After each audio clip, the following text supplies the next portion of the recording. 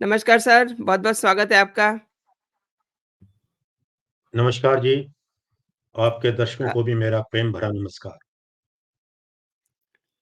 पंजाब के so called किसान दिल्ली कूच का उनका तीसरा दिन है और किसानों ने गुरुवार को पंजाब के 6 जिलों में 12 से 4 बजे तक रेल भी रोकी है।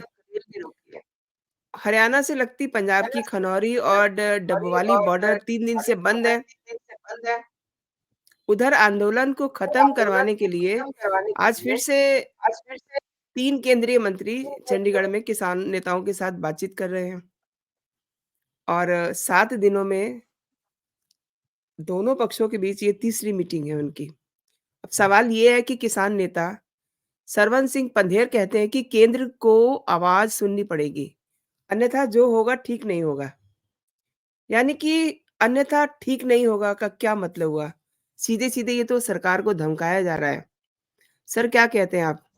आंदोलन करना इज़ अ डिफरेंट थिंग और सरकार को धमकाना, उसको प्रेशर में लेना, क्या कहते हैं? जी, आपने बिल्कुल ठीक कहा कि जो मेथोडोलॉजी इन लोगों ने अपनाई है, इसमें धौंस और धमकी का ही एलिमेंट प्रमुख है। अब उसके क्या कारण हैं, ऐसी क्यों इनकी पोस्चरिंग है, इस तरह का रवैया क्यों इन्होंने अख्तियार किया है, उसकी डिटेल्स में जाने से पहले ज़रा एक बार देख लें कि इनकी माँगें क्या हैं। पहले जी, इनका जो पक्ष है, इनका जो दृष्टिकोण है, उसको समझने की थोड़ी-सी कोशिश करते हैं कि इनकी माँगें क्या हैं और उसकी मेरिट क्या है। देखिए, जो इनकी प्रमुख माँगें हैं, उसमें चाहते हैं कि एक तो एमएसपी जो 23 फसलों में है, मिल रहा है, ये चाह रहे हैं कि उसको कानूनी रूप दिया जाए। यानी कानून के अंतर्गत सरकार के लिए ये बाध्य हो कि वो एमएसपी तय करे ही करे। सरकारें अब तक बिना इस अ, कानूनी बाध्यता के भी करती आई हैं। अब वो पता नहीं क्यों इनको ये अविश्वास है कि सरकार आगे नहीं करेगी।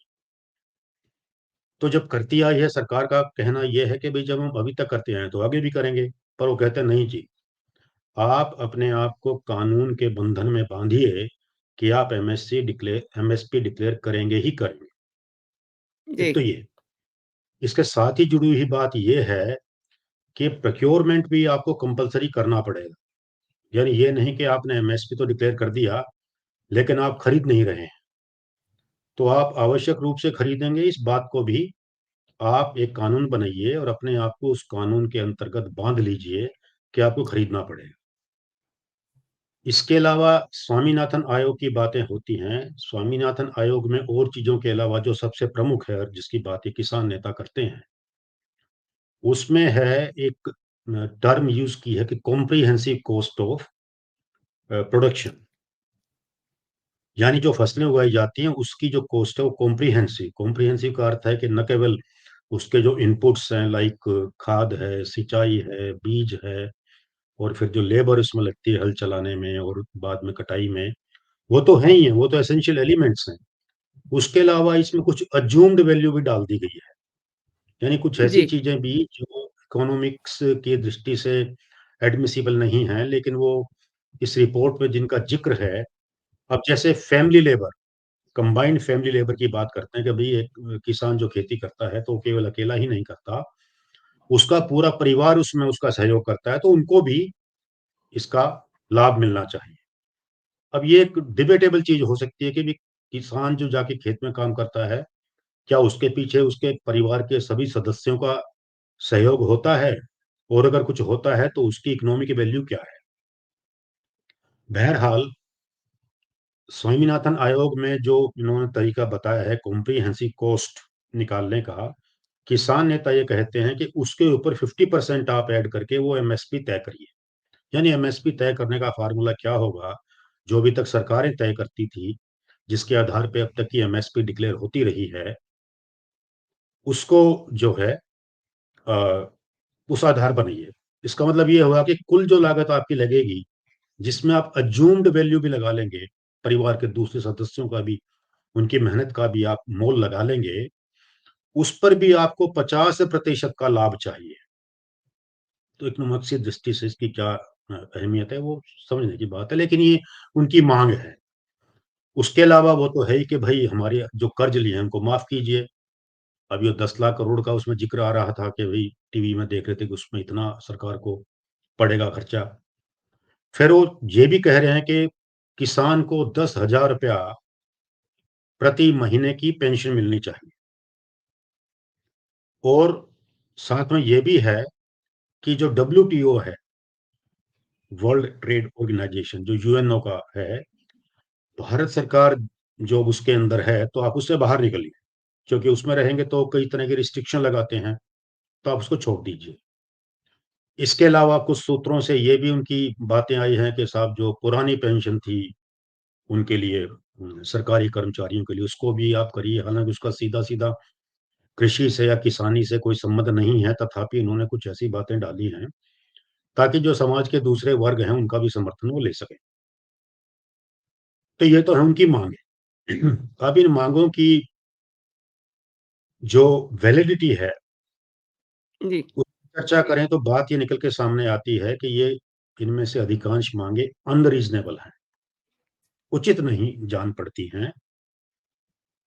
इसमें से एक तर्क एक किसान नेता दे रहे थे जो हम टीवी पर सुने हैं कि साहब जब आपने 2013 में, माने सरकार ने, उस वक्त की कांग्रेस सरकार ने ये नियम पास कर दिया था, लैंड एक्विजिशन लॉ से वो तुलना कर रहे हैं, वहां पे प्रावधान ये आ गया था कि जो जमीन की मार्केट वैल्यू है उसका 4 गुना तक मुआवजा मिलेगा, यानी 2 गुने से लेकर 4 गुने तक, डिपेंडिंग ऑन कि जमीन कहाँ पर है, शहरी क्षेत्र में है कि ग्रामीण क्षेत्र में है, कि जो हाईवे से कितना दूर है, जो दूसरी मेन रोड से कितना दूर है। एक फॉर्मूला उसमें इवोल्व इवोल्व किया। पर बेसिक बात ये थी कि जो भी जमीन है उसके मालिक को उसकी जमीन की जो बाजार की कीमत है, जो मार्केट वैल्यू है, उसका 2 से 4 गुना तक मिलेगा। तो ये तर्क वो दे रहे थे कि जब वो 2 से 4 गुना तक की कीमत दे सकते हैं, तो भाई हम तो 1.5 ही मांग रहे हैं, आपको क्या तकलीफ है। कर्ज माफी के समर्थन में उनका तर्क ये है कि देश के बहुत बड़े बड़े जो बिजनेस हाउसेस हैं, बहुत बड़े बड़े उद्योगपति हैं, उन्होंने हजारों करोड़ का कर्ज जो है सरकार से ले रखा है और वो लौटाते नहीं हैं, और आप जो जी, उसकी जी। कर देते हैं। तो हुँ, जब हुँ। आप अमीर लोगों के लिए माफ कर सकते हैं, तो हम गरीब किसानों के लिए क्यों नहीं माफ करते। ये उनका तर्क है। इसमें तो हम इतना ही कहेंगे कि no two wrongs make one right. यानी कि वो बात गलत है अपने आप में कि जो उद्योगपति कर्ज लेकर के भाग गए हैं, या जो नहीं भी भागे हैं वो भी लौटा नहीं रहे हैं, वो सरकारें अगर उनका कर्जा माफ करती हैं तो वो बात अपने आप में गलत है, वो टैक्स पेयर के साथ धोखा है एक तरह से। हम इस बात से सहमत हैं। लेकिन वो गलत है, तो क्या इस आधार पे एक और गलती की जाए, ये बात समझ में नहीं आती है। होना तो ये चाहिए कि मांग ये हो कि साहब जिसके पास बकाया है, जो उद्योग धंधे वाले भी हैं, उनसे वसूली करिए, क्योंकि फिर उसका अल्टीमेट फायदा तो आम जनता को ही मिलेगा, जिसमें किसान भी शामिल है। तो कर्ज माफी की बात, और जहां पेंशन की बात है, तो ये जो स्कीम इस सरकार ने चलाई है मोदी जी के इनिशिएटिव लेने पे, तो उसमें 6,000 रुपया तो प्रत्येक किसान को मिल ही रहा है। और फिर पेंशन का अपना एक कॉन्सेप्ट होता है, क्योंकि इस तरह से जो आदमी अपना काम कर रहा है, तो कल का दुकानदार भी मांगने लग जाएंगे कि साहब हमको भी दीजिए। आप इन सबके लिए लाएंगे कहाँ से। एक मोटे अनुमान के तौर पे एक अर्थशास्त्री बता रहे थे टीवी पे कि अगर ये करेंगे, इनकी सारी मांगे मान ली जाएंगी, तो देश की जीडीपी का 1/4 भाग उसमें खर्च हो जाएगा। फिर पैसे कहाँ बचेंगे, जी, डेवलपमेंट जी। कहाँ से होगी, इंफ्रास्ट्रक्चर के लिए कहाँ से आएगा। यानी मांगे मूल रूप में ही उचित नहीं है, और उनको पूरा करना जो देश की आर्थिक स्थिति है उसके लिए संभव भी नहीं। यानी दोनों ही तरीकों से। तो ये तो हुई ये बात इसकी। अभी जो आपने शुरुआत में कहा कि ये जो तरीका है, जो उन्होंने धमकी दी है कि अच्छा नहीं होगा, जैसे शब्दों का इस्तेमाल किया है, तो इसमें हमको समझने की बात यह है कि प्रजातंत्र में हर व्यक्ति को, हर समूह को अपनी बात कहने का अधिकार है। ये हमारा फंडामेंटल राइट है। लेकिन केवल बात कहने का राइट है, आप उसे फोर्स नहीं कर सकते, आप जोर जबरदस्ती नहीं कर सकते कि साहब मेरी बात आप मानिएगा ही मानिएगा, वो गलत है। प्रजातंत्र में, लोकतंत्र में ये भी होता है कि बहुत सारे डिफरेंट प्रेशर ग्रुप बन जाते हैं।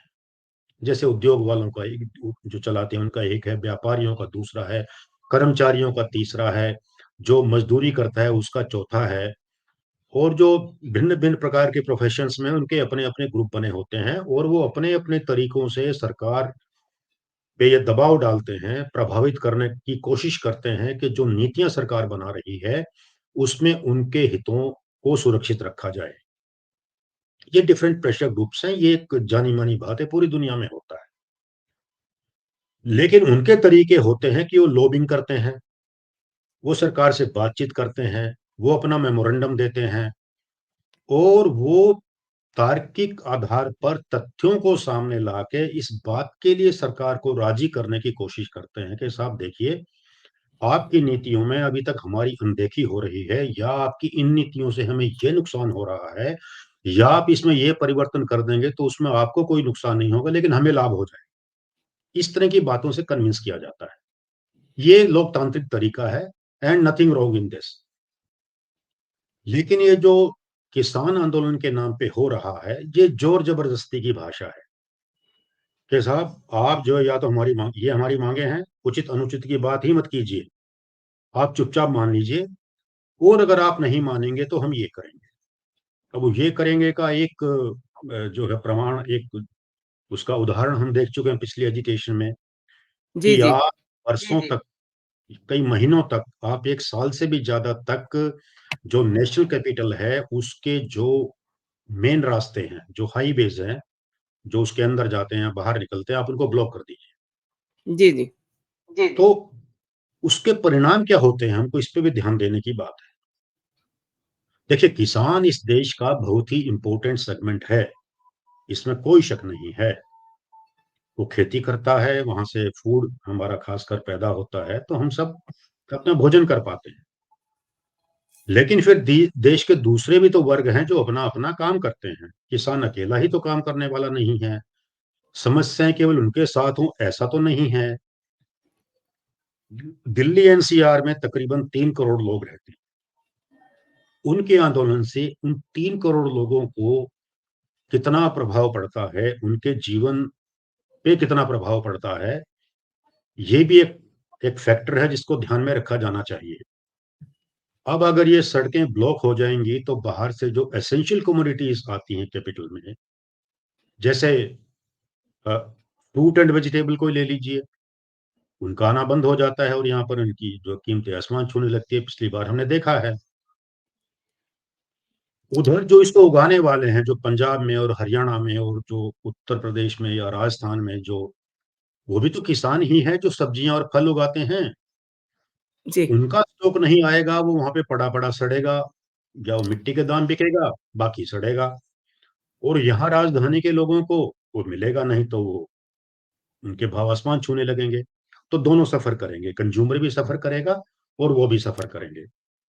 इसमें क्या बुद्धिमत है भाई? अगर आप ओवरऑल नेशनल इंटरेस्ट को देखिएगा तो क्या ये कदम अपने आप में किसान विरोधी नहीं है? जब दूध की सप्लाई नहीं होगी, फ्रूट्स की नहीं होगी, वेजिटेबल्स की नहीं होगी, और जो दूसरी चीजें हैं, कंस्ट्रक्शन को लीजिए।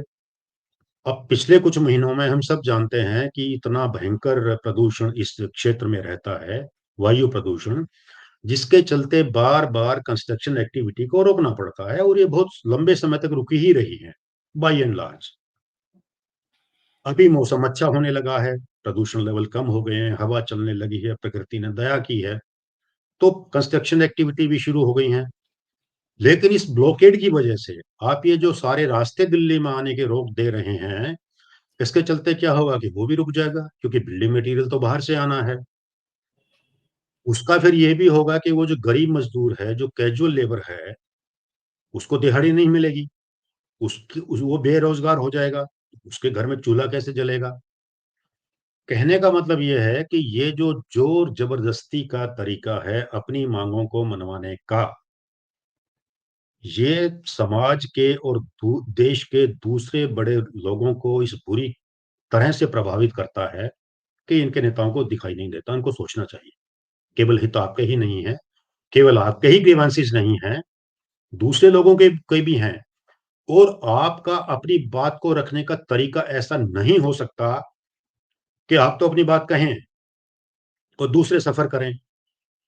और जहाँ तक बात करने की भी बात है, बात रखने की बात है, वो तो हो चुकी है। देखिए, ये जो प्रदर्शन तब किए जाते हैं जब अथॉरिटीज़, जब सरकार किसी की बात नहीं सुनती। यहाँ तो सरकार ने सुन ली है। उन्होंने कहा भी है कि ये हम बातचीत करेंगे। और जैसा कि आपने बताया कि 3-3 केंद्रीय मंत्री वहीं चंडीगढ़ में बैठ के वार्तालाप तो ऑलरेडी हो रही है। तो अब और क्या चाहते हैं आप? और तो यही चाहते हैं, जैसा वो आपने उनके हवाले से बताया था कि जी, वो तो जी, जी। ज़ोर-ज़बरदस्ती। जी, बिल्कुल सही कह रहे हैं। माँग उठाना, दिल्ली जाना हर हर किसी का अधिकार हो का सकता है, अधिकार हो लेकिन सकता है, लेकिन मकसद देखना होगा ना मकसद देखना होगा ना। जी, कि पिछले कि साल ये सब पिछले देखा, साल ये सब क्या देखा, सीन बना, क्या सीन बना, कई कई कई सीमाओं पर कई कब्ज़े कर सीमाओं। लिए, सभी लोगों के लिए समस्याएँ पैदा हो गईं। जी, बिल्कुल। और देखिए, एक और चीज़। लोकतंत्र का ये तकाज़ा नहीं हो सकता, लोकतंत्र में इस बात की इजाज़त नहीं हो सकती कि एक वर्ग को राहत देने के लिए या उनकी माँगों को मनवाने के लिए आप दूसरे लोगों को तकलीफ दें। ये कानून के राज में ये चीज़ इसकी इजाज़त नहीं दी जा सकती किसी को। हाँ, मैं अगर किसानों की तरफ से बात करूँ, उनकी माँगों को समझने का प्रयास करूँ, तो एक बात जो हमको साफ तौर पे समझ में आती है, वो ये है कि उनकी एस्पिरेशन बढ़ गई है। ठीक है, हर आदमी ज़िंदगी में तरक्की करना चाहता है, बेटर चाहता है। और ख़ासकर पंजाब उसमें इसलिए है कि एग्रीकल्चर में जो भी तरक्की हुई है हमारे देश में, आज़ादी के बाद से लेकर, ग्रीन रेवोल्यूशन जब आई, हरित क्रांति, उसका सबसे ज़्यादा फ़ायदा किसान को जो मिला, वो पंजाब और हरियाणा में मिला। जी, पंजाब में और भी ज़्यादा। क्योंकि उसका मॉडल कुछ ऐसा था कि जहाँ पे सिंचाई के साधन उपलब्ध थे, उनको फ़ायदा मिला। तो उनकी जो उपज थी, वो कहीं से कहीं पहुँच गई। और उन दिनों देश में खाद्यान्न की बड़ी भारी कमी भी थी, ज़रूरत भी थी। तो उनको उसके अच्छे खासे दाम भी मिले, फ़ायदा उनको मिल गया। आज वो स्थिति नहीं है। लेकिन इसका कारण ये है कि उस जनरेशन को जब ग्रीन रेवोल्यूशन आई, तो उनको जो एक मुश्त इतना फ़ायदा मिला, इनको लगा कि आज उसकी तुलना में खेती वैसे लुक्रेटिव प्रोफ़ेशन नहीं रहा। और ये बात सच है। खेती वैसा लुक्रेटिव प्रोफ़ेशन नहीं है और हो भी नहीं सकता था। क्योंकि जो-जो हमारी आबादी बढ़ती है, हर परिवार में बढ़ती है, आदमी है, उसके बेटे होते हैं, बेटों के आगे पोते हो जाते हैं और ज़मीन तो फ़िक्स है, वो तो कहीं बढ़ाई नहीं जा सकती, उगाई नहीं जा सकती कहीं पे। तो जो लैंड होल्डिंग्स हैं, वो बड़ी छोटी-छोटी हो गई हैं और छोटी लैंड होल्डिंग की वायबिलिटी नहीं रहती है, ये बात सच है। इसीलिए उन लोगों को आर्थिक मजबूरी के चलते जब वो छोटी लैंड होल्डिंग के बेस पे वो अपना गुज़ारा नहीं कर पाते, तो दूसरे प्रोफ़ेशन में जाते हैं। और पंजाब में तो चलन है बहुत अरसे से, कई दशकों से हम देख रहे हैं कि वो अपना कनाडा या इंग्लैंड जैसे देशों में जाते रहे हैं। पढ़े-लिखे भी जाते हैं और जो नहीं पढ़े-लिखे हैं, वो भी जाते हैं। जो सिर्फ़ खेती-किसानी करते हैं, ऐसे भी लोग जाते हैं, जो दूसरे स्किल्ड लेबर हैं, वो भी जाते हैं, अनस्किल्ड भी जाते हैं, सब तरह के लोग जाते हैं। इसका फॉल आउट क्या हुआ कि जो लोग इनके भाई-बंधु जाके कनाडा में बस गए हैं, अब वहाँ तो सब कुछ है। तो अब ये उनसे जब तुलना करते हैं, तो पाते हैं कि भई हम तो बहुत पीछे रह गए, हम भारत में रहे तो हमने क्या कसूर किया? और ये जो चालाक और अनस्क्रूपुलस किस्म के पॉलिटिशियन, उन्होंने समझाया कि तुम्हारा यहाँ पे हाल बुरा इसलिए है कि जो इस देश की सरकार है, वो तुम्हारे साथ अन्याय करती है, भेदभाव करती है, तुम्हें तुम्हारा भला वो देखना ही नहीं चाहती। वो इसलिए ऐसी नीतियाँ बनाती है। तो एक गुस्सा सरकार के प्रति जो पैदा कर दिया गया है वहाँ पे, जिसका हालाँकि कोई उचित आधार नहीं है, फिर भी पैदा कर दिया गया है। कनाडा में एक और डेवलपमेंट ये हुई पिछले कुछ वर्षों से कि जो-जो क्लाइमेट चेंज हुआ, ग्लोबल वार्मिंग हुई, तो जो उनके एरिया थे जहाँ पे हमेशा फ्रोस्ट जमा रहता था, बर्फ जमी रहती थी, उस पे खेती नहीं हो सकती थी। वार्मिंग के वजह से हुआ ये कि वो फ्रोस्ट हटने लगा और खेती के लायक ज़मीन वहाँ पे बढ़ गई। हमारे यहाँ तो 1 इंच नहीं बढ़ सकती, भारत जैसे देश में, पर उनकी बहुत सारी बढ़ गई, क्लाइमेट चेंज की वजह से। तो अब उनकी आबादी अपनी तो कम ही है, उनको ऐसे लोगों की ज़रूरत थी जो वहाँ खेती कर सकें। तो उसमें पंजाब का किसान, जिसको उसका अनुभव है खेती का, उससे बेहतर और कौन हो सकता है? तो इस वजह से भी ये लोग काफ़ी मात्रा में गए और इन्होंने देखा कि जो पढ़े-लिखे नहीं भी थे, जो खेती-किसानी करते थे, उनकी भी ज़िंदगियाँ वहाँ पे जाके बदल गई हैं और हमारा हाल वही है। तो ये भी एक फैक्टर है। इस सारे प्रकरण में एक बात तो हम ज़रूर समझ सकते हैं, जो उनके साथ हम एम्पैथाइज़ भी कर सकते हैं और वो ये है कि जहाँ पे हमारी अर्थव्यवस्था के जो दूसरे सेक्टर्स थे, जैसे इन्फॉर्मेशन टेक्नोलॉजी का जो क्षेत्र था, वहाँ पे लोगों की आमदनियाँ बड़ी तेज़ी से बढ़ी है, ये सच है। अब आप उससे तुलना करेंगे तो वहाँ उसके तो आप आस-पास भी नहीं हैं, आपके सपने ऊँचे हैं, लेकिन वो उस खेती के रास्ते से पूरे नहीं हो सकते हैं, आपकी एस्पिरेशन है। इसमें एक बात सरकार की ओर से ये हो गई कि जब ये भाजपा की सरकार आई थी 2014 में, उस वक़्त इन्होंने ये वादा किया था कि हम किसान की आय को दुगुना कर देंगे। वो नहीं हो पाई है, तो इस बात की फ्रस्ट्रेशन भी है।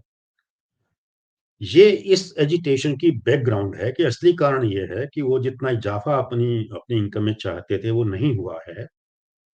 लेकिन फिर उसका तरीका ये तो नहीं है ना कि जो ये अडॉप्ट कर रहे हैं, उसके तरीके दूसरे हैं।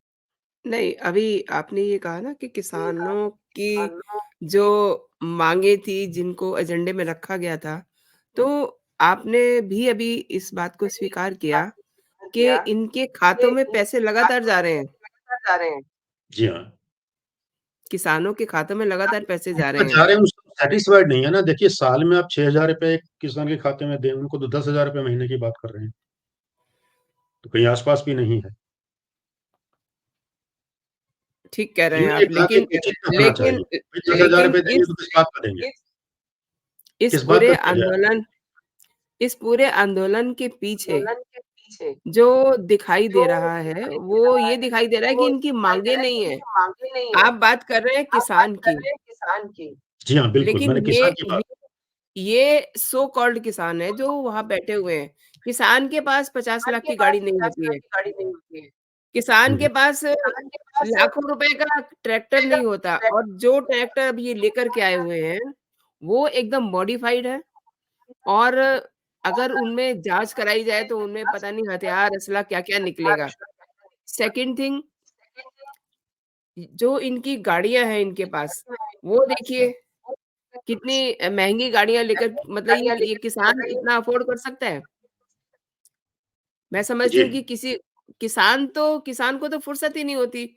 वो तो अपने खेत में किसानी कर रहा होता है। ये जो लोग हैं, ये वो लोग हैं जिन्हें सरकार का विरोध करना है, नरेंद्र मोदी को धमकाना है, ऊपर से इलेक्शन सिर पे हैं, तो ये उस बात का फ़ायदा उठा रहे हैं। मैं आपको एक ट्वीट दिखाती हूँ, अरविंद केजरीवाल सरकार का। जी, डे 1 पे जब ये लोग दिल्ली पहुँचते हैं और उनको ये कहा जाता है कि किसान आ रहे हैं, इनके लिए अस्थायी जेल बनाई जाए, तो आप ये देखिए इन्होंने क्या जवाब दिया। Delhi government reject the central government's proposal to convert Bawana stadium into a jail in view of the farmers march to Delhi.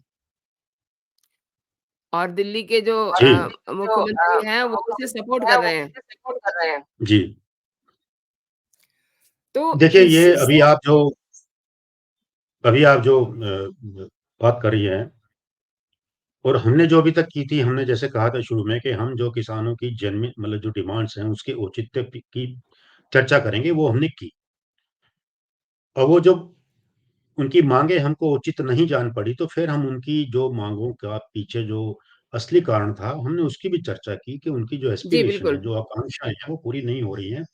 ये हमने बात की एक आम किसान और एक आम किसान युवक की दृष्टि से। जी, जी, लेकिन अब जो हम अब जो जो चर्चा शंभू आपने की है, वो है सिन इसका इसका देखिए इसका एक एक ये पॉलिटिकल एस्पेक्ट है। जी, मतलब ये केवल उतनी बात नहीं है, ये बात सही है कि इसका एक राजनैतिक आयाम है और उस आयाम में आम आदमी पार्टी की भूमिका सबसे बड़ी है, वो बिल्कुल साफ दिखाई देता है। एक तो ज़्यादा लोग पंजाब से ही क्यों हैं? मैक्सिमम तो वही हैं, क्योंकि पंजाब में आम वही आदमी की सरकार है, वही है, वही यूनियन टेरिटरी हैं। है। आखिर देश के दु इतना बड़ा देश है ये, पंजाब तो उसका एक छोटा-सा हिस्सा है। इस बार टिकैत साहब भी कहीं दिखाई नहीं दे रहे हैं, यानी कि उत्तर प्रदेश से लोग आए तो ज़रूर हैं, आ रहे हैं, कोशिश में भी हैं, लेकिन वो जो पिछले बार के आंदोलन में बात थी, वो कहीं नहीं है, राजस्थान उसमें नहीं है।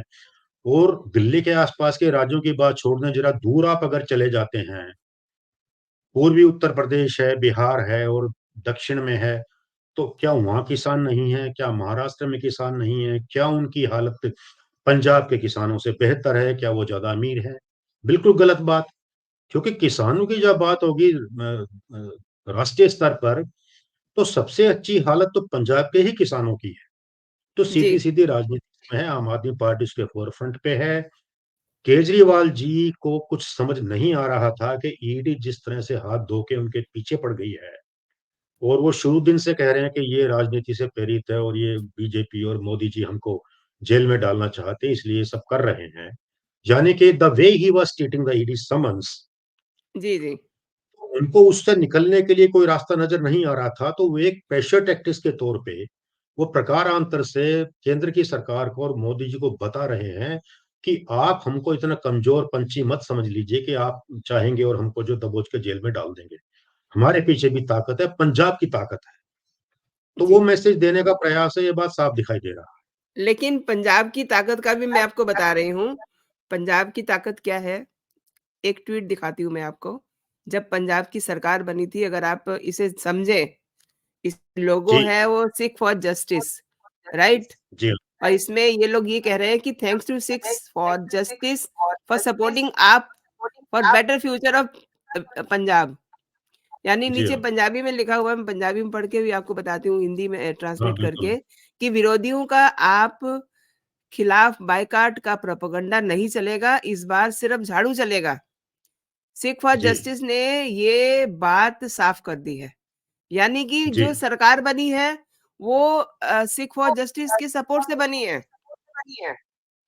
जी हाँ, ये भी वेल नोन है, केजरीवाल साहब का जो है उनकी सहानुभूति ऐसे तत्वों के प्रति रही है और बहुत शुरुआत से रही है। आज की बात नहीं है, जब ये पहली बार इलेक्शन लड़े थे तब भी इस तरह की खबरें आई थी कि जो खालिस्तान आंदोलन के समर्थक थे, उनके टच में थे, पंजाब में भी थे।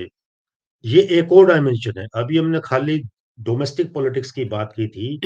अब ये जो पॉलिटिक्स है, इसमें कनाडा पे इसका कनेक्शन बनता है। कनाडा कनेक्शन है ये। जी, जी, कनाडा में ऑब्वियसली। आप देखिएगा कि प्रो खालिस्तान जो आंदोलन है, वो बहुत ज़ोर-शोर से चला है। यहाँ तक कि उनके प्रधानमंत्री ने उनका बचाव किया, जब हमारे प्रधानमंत्री ने उनसे कहा कि भई आप उन पर लगाम लगाइए, तो नहीं माने। उनकी अपनी जो है पॉलिटिक्स की मजबूरियाँ हैं जो जस्टिन ट्रूडो साहब की, तो उसके चलते तो ये एक और कनेक्शन है इंटरनेशनल। इसी इंटरनेशनल कनेक्शन में बात आती है कनाडा के अलावा, वो है पाकिस्तान। पाकिस्तान में पिछले कुछ अरसे में जो भारत विरोधी कुछ तत्व थे, वो मारे गए हैं। अब किसने मारा, वो एक अलग विषय है, हम नहीं जानते। उसका बदला लेने की भी उनकी मंशा है कि कोई हमारे देश में घुसकर हम इन लोगों को मार जाए जो हमारे शुभचिंतक हैं। अमेरिका में जो पन्नू है उस पर भी कोशिश की थी लोगों ने, वो कामयाब नहीं हुई। तो वहाँ भी बड़ा रिज़ेंटमेंट है, वहाँ की जो सिख कम्युनिटी है उसमें बड़ा रिज़ेंटमेंट है। तो उन लोगों को भी ये है कि हमने मोदी को सबक सिखाना है। तो इन सब लोगों ने जो है they have joined their hands, इन्होंने अपने हाथ मिला लिए हैं। तो ये इसका इंटरनेशनल डायमेंशन है, जिसमें कनाडा के लोग हैं जो प्रो खालिस्तानी, जिसमें अमेरिका में बैठे प्रो खालिस्तानी लोग हैं, जिसमें निश्चित रूप से जो इंग्लैंड में हैं उनका उनकी भूमिका भी मिलेगी, और इन सबके साथ में जो आम आदमी से जुड़े हुए लोग हैं, या कहिए कि केजरीवाल जी जिनसे जुड़े हुए हैं, वो प्रो खालिस्तानी एलिमेंट्स भी हैं। अब वो सीधे-सीधे सामने नहीं आ सकते, हालाँकि अब तो आ भी गए हैं, पन्नू का एक वीडियो मैं देख रहा था, वायरल हो रहा जी, है। जी, बिल्कुल, बिल्कुल, लेकिन आप उसको ये उन्होंने देखिए ना, हथियार बनाया है पंजाब के किसानों को। आप ये उसको देखिए हथियार कि बनाया है पंजाब के किसानों को। मैं देख रही थी वीडियोज़, सोशल मीडिया पे हर कोई उनको देख सकता है। अ, भिंडरावाला का झंडा लगा के ये लोग आ रहे हैं, जी, राइट?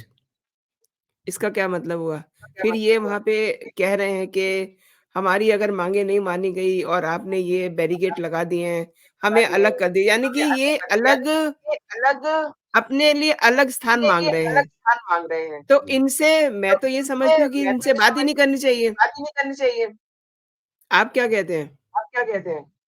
देखिए जब भी लोग इस तरह का स्टैंड ले लेते हैं, ये तो अभी पंजाब के लोगों का है, इससे पहले नॉर्थ ईस्ट में भी ऐसा रहा है, जहाँ के आंदोलनकारियों ने सीधे-सीधे भारत के विरुद्ध हथियार उठाए हैं और वक़्त पड़ने पर सरकार ने उनसे बातचीत भी की है और कई मसले हल भी किए हैं। जैसे मिज़ोरम का मसला था उदाहरण के तौर पे, नागालैंड का मसला था, अभी-अभी असम के जो थे, उन्होंने भी सरेंडर किया है।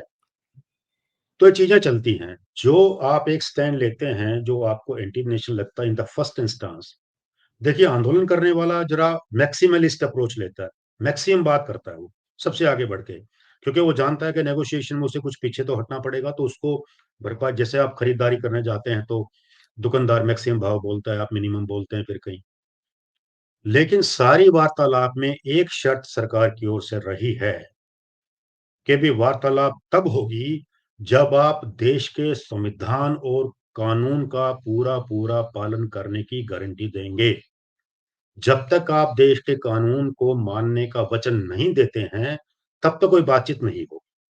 तो वो बात तो यहाँ भी लागू होनी चाहिए कि जब आप इतने सारे ब्लॉकेड कर रहे हैं, देखिए हम फिर कहेंगे प्रजातंत्र में अपनी बात कहने का अधिकार तो है, लेकिन पब्लिक न्यूसेंस का अधिकार आपको नहीं है। इसमें फ़र्क करना होगा, सरकार को भी करना होगा, ये बात साफ़ करनी होगी आंदोलनकारियों को कि बातचीत के लिए रास्ते खुले हैं, आपकी माँगों पे सहानुभूतिपूर्वक विचार करने को हम तैयार हैं, लेकिन वो तब तक नहीं हो सकेगा जब तक ये सब आप करेंगे न्यूसेंस। ये मैं बात कर रहा हूँ जो कि एक तरीका है सरकारों का, अब तक होता भी रहा है। सर, मैं आपसे इसके साथ एक ये भी है सवाल कि जो वर्तमान सरकार है, ये ज़रा किसानों को लेकर के ज़्यादा संवेदनशील है। इसलिए नहीं, इतना सब होने के दैट इज़ बावजूद भी इन्होंने इतना सब होने के दैट बावजूद भी इन्होंने पिछली बार भी इनकी बातों को माना है और अभी भी बातचीत कर ही रहे हैं। जी। तो इससे ज़्यादा क्या चाहिए इनको? मैं सर एक चीज़ आपसे जानना चाह रही हूँ, आप प्रशासनिक सेवाओं में रहे हैं, जी। जी हाँ। आपको आपके सामने कोई देश के प्रधानमंत्री को धमकी दे और अलग स्थान की माँग करे, तो आप क्या करेंगे? आप उनसे बात करेंगे या उनकी अच्छा से देखिए जो मुझे है अच्छा से उनकी ठुकाई और छिताई करेंगे? मतलब देखिए मतलब जहाँ तक मैं क्यों जानता हूँ, ये इनकी ऑफ़िशियल डिमांड नहीं है। आंदोलन में कई किस्म के एलिमेंट्स होते हैं और कई तरह की बातें करते हैं। उसमें बहुत सी गलत बातें भी होती हैं, तो ये मैं उसको उसी श्रेणी में रखता हूँ कि ये किसी सिरफिरे ने इस तरह के की बातें की हैं, जो लोग वैसे भी करते रहते हैं। लेकिन जब देखिए सरकार को बहुत रिस्पॉन्सिबल होके बात करनी पड़ती है। वो हर किसी ऐरे-गहरे, नत्थू-खैरे की अ, लापरवाही से भरी या बेवकूफ़ी वाली बात के ऊपर अपना स्टैंड नहीं बना सकते। उनको देखना है कि जो इसको ऑर्गेनाइज़ करने वाले किसान संगठन हैं, उनकी ऑफ़िशियल डिमांड क्या है? उन्होंने राइटिंग में सरकार के सामने क्या माँग पत्र प्रस्तुत किया है, वो उसी पे करेंगे। आपने जहाँ तक मेरी बात की इंडिविजुअल तो मैं साफ़ कर दूँ कि ऐसी स्थिति में तो किसी बातचीत का कोई प्रश्न ही पैदा नहीं होता है और मैं अपने अनुभव से ये भी जानता हूँ कि जहाँ भी एक सत्ता का केंद्र है, तो उसके इर्द-गिर्द के लोगों में से कुछ एलिमेंट्स ऐसे होते हैं, जो आपको डिक्टेट करने की कोशिश करते हैं। हमारे अनुभव में आया है कि कुछ लोग थे, जो या तो किसी पत्रकार के वेश में आए, किसी सिविल एक्टिविस्ट के वेश में आए, कभी यूनियन के नेताओं के वेश में आए। भिन्न-भिन्न तरीके से आके वो ये कोशिश करते थे, हमें डिक्टेट करने का प्रयास करते थे कि साहब जो हम कह रहे हैं, आपको वही करना पड़ेगा।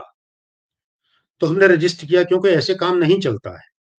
इसी तरह से मैंने कहा कि सरकार के सामने जिस आंदोलन में वो जो कह रहे हैं कि आपको हमारी बात माननी ही पड़ेगी, ये तरीका नहीं चलता है, नहीं चल सकता है। आप अपनी बात कहिए।